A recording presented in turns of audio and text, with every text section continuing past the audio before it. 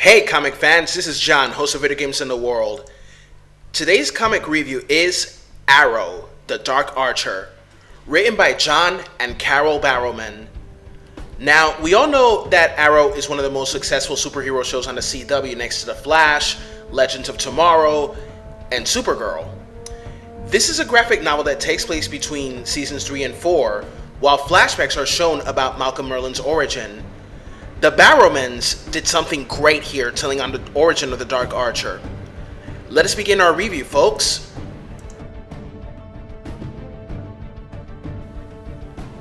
He's been known as Malcolm Merlyn, Arthur King, Ra's al Ghul. But who is the Dark Archer? Many years ago, Malcolm Merlyn was recruited by a secret organization called The Hidden for a mission in the Hindu Kush Mountains. Their task, to protect a mystical temple from the League of Assassins. But the mission was a failure, loyalties were questioned as ancient secrets were revealed. Now, the present-day Malcolm Merlyn has been captured by a figure from his past demanding answers, and Merlyn's only hope for survival lies in the long-hidden story of his adventures as Arthur King.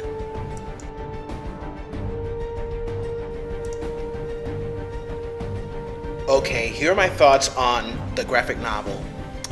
The writers of the story are Jon Barrowman and his sister, Carole. They have both written books together aside from this one.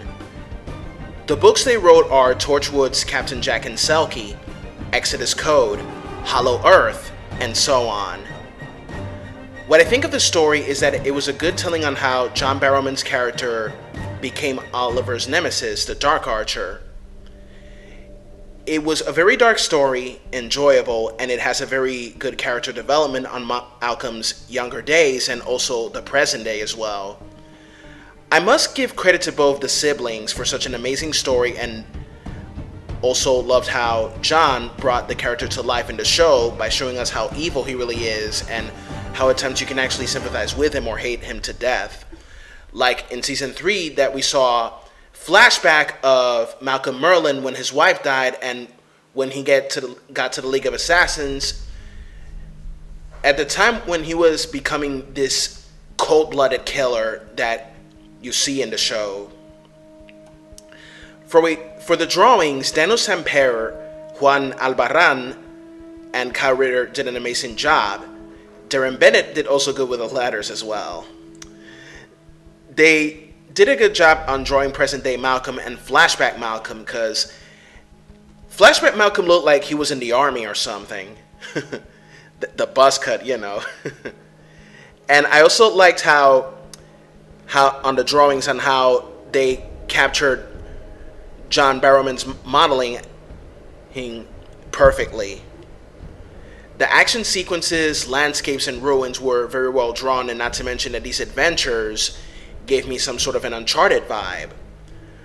What I got to say for this is also how I enjoyed Malcolm Merlyn was also known as Arthur King, which is his birth name. And it's a cool thing how the show makes references to King Arthur, Merlin the Wizard, Macbeth, and so on. Now, what I didn't like about this comic is that we didn't get to see more of the other Ra's al Ghul from season 3, since of course the League of Assassins is in this one. Not even we get to see more of Nyssa is what I didn't like. They could have also added a little flashback with Nyssa as well, but that's another graphic novels, to be honest. And that's pretty much all I have to say about this comic, folks. My final score for Arrow, the Dark Archer, is an A-. That is all, folks. This is John, host of Video Games in the World. Have a good one. Bye-bye.